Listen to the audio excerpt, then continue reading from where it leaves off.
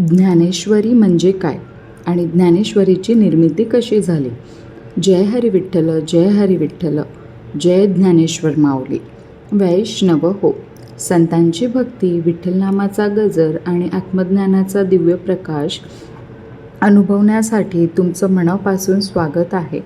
मी आहे डॉक्टर ऐश्वर्या आणि आज आपण सुरू करत आहोत संत ज्ञानेश्वर महाराजांच्या जीवनातील सर्वात महान आणि अमर कार्याचा प्रवास, ज्ञानेश्वरी निर्मिती.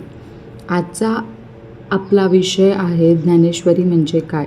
मित्रांनो, महाराष्ट्रात एखाद्या घरात देवघर नसलं तरी चालेल, पण ज्ञानेश्वरी नसेल असं क्वचितच घडतं.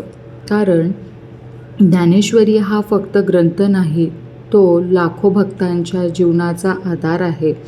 तो अध्यात्म समजून घेण्याचा मार्ग आहे आणि तो संत ज्ञानेश्वर महाराजांच्या दिव्य अनुभूतीचा जिवंत प्रवाह आहे. ज्ञानेश्वरीची निर्मिती.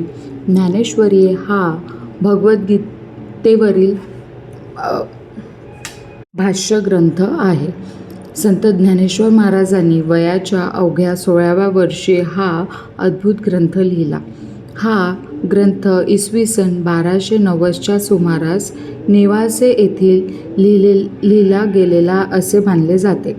मित्रांनो, विचार करा, ज्या वयात आजची मुलं शाळा, करिअर यामध्ये व्यस्त असतात, त्या वयात ज्ञानेश्वर महाराजांनी असा ग्रंथ निर्माण केला, जो आजही जगभरातील लोकांना प्रेरणा देतो. ज्ञानेश्वरीचे मूळचे नाव भावार्थ दीपिका म्हणजेच भगवद्गीतेच्या अंतर्मनातील अर्थ उजळून दाखवणारा प्रकाश. पण प्रेमाने लोक त्यांना ज्ञानेश्वरी म्हणू लागले, कारण हा ग्रंथ म्हणजे ज्ञानेश्वर महाराजांच्या हृदयच आहे.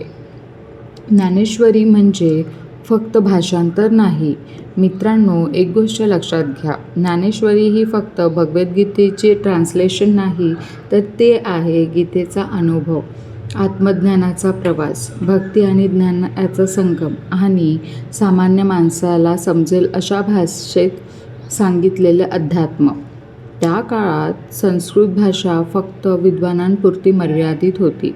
सामान्य लोकांना गीता समजत नव्हती. ज्ञानेश्वर महाराजांना हे दुःख जाणवत होते. त्यांना वाटलं, देवाचं ज्ञान सर्वांसाठी आहे, मग ते काही मोजक्या लोकांपुरतं काच मर्यादित असावं. म्हणून त्यांनी भगवद्गीता मराठी भाषेत समजून सांगण्याचा निर्णय घेतला. हा निर्णय फक्त साहित्यिक नव्हता, तो सामाजिक क्रांती होती. मित्रांनो, ज्ञानेश्वर महाराजांची सर्वात सुंदर गोष्ट म्हणजे तीच ओवी स्वरूप. ज्ञानेश्वर महाराजांनी कठीण संस्कृती श्लोकाऐवजी लोकभाषेतील ओवी वापरल्या. त्या ओव्या इतक्या सुंदर होत्या की त्या ऐकताना असं वाटतं जणू विठ्ठल सोबत बोलते.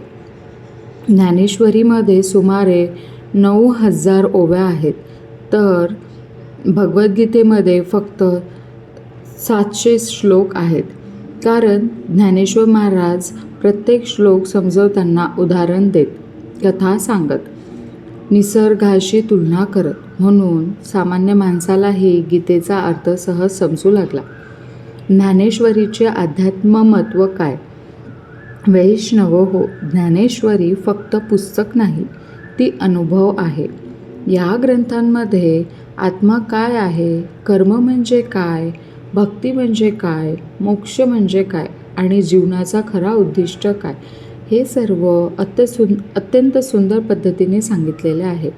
ज्ञानेश्वर महाराजांनी गीतेमधील भगवान श्रीकृष्ण आणि अर्जुन यांचा संवाद इतक्या जिवंत शैलीत मांडला की ऐकणाऱ्याला असं वाटतं की जणू श्रीकृष्ण आपल्या मनालाच मार्गदर्शन करत आहे.